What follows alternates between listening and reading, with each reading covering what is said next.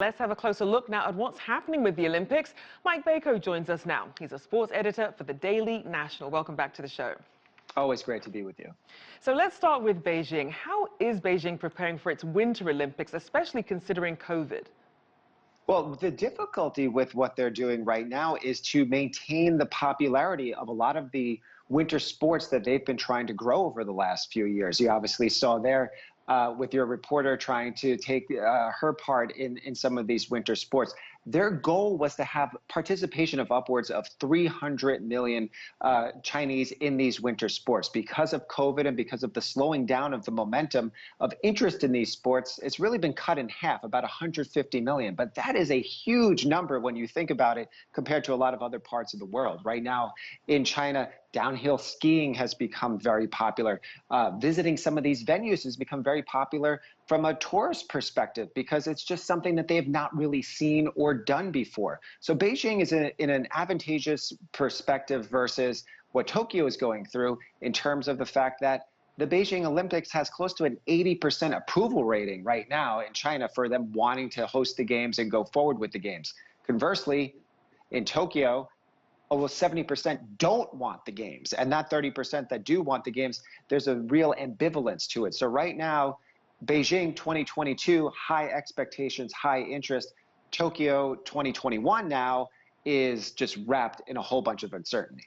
So then what, if anything, are some of the lessons that Tokyo can learn, since they're hosting the Summer Games just in a matter of months? What can they learn from their neighbors' plans? Well, right now, when you look at the Beijing plans, what they're doing from a construction standpoint is following a lot of COVID protocols. Obviously, when and if the 2021 Summer Games in Tokyo go off, they really have to be very strict with their protocols. Just the other day, the IOC put out a special handbook for the athletes that are going to be participating. Masks on at all times, aside from when you're competing, eating, or sleeping. So those are very strict rules. It's probably going to be additional strict rules when it comes to the Olympic Village, not being able to leave the Olympic Village to go to other venues and other sporting events that you're not participating in. The real variable comes in is, are they going to allow tourists and spectators? Are they going to allow participants' families to come in? That's still been undecided right now. If you logically think about it, the number of tourists will probably be cut not by half, but by 75, 80%. That's going to be really harmful to the bottom line of people that were expecting those tourists coming in. Won't really affect the bottom line, though, of the revenue that they bring in from a TV perspective. Now, we are still hearing the words sort of if and when in regards to the Summer Olympics. So talk about the economic impact that the postponed games have had so far and any additional costs, for example, as we mentioned, health and safety measures because of COVID.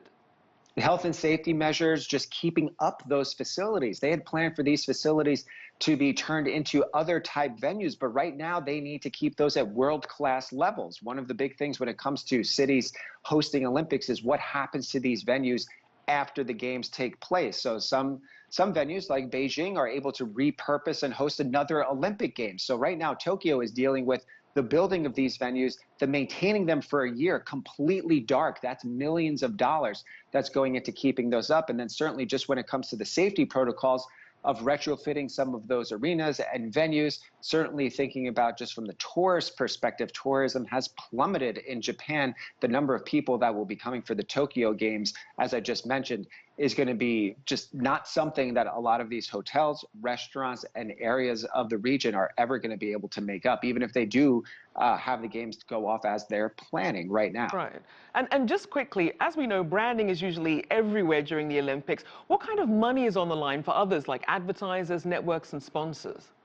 Already, NBC is losing millions of dollars in the games not going off in 2020. They have put a lot of money behind their online streaming service, Peacock.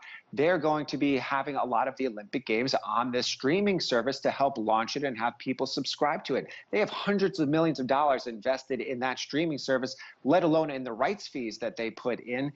Small little example, one football game that was canceled, the college football game between Ohio State and Michigan, cost Fox in ad revenue close to $18 million. That's one game during a 3-hour period. So you're looking at that times dozens upon dozens, hundreds of hours of programming for NBC. So there are billions of dollars on the line from that perspective. Indeed. Well, thank you so much. Mike Bako there, sports editor for the Daily National.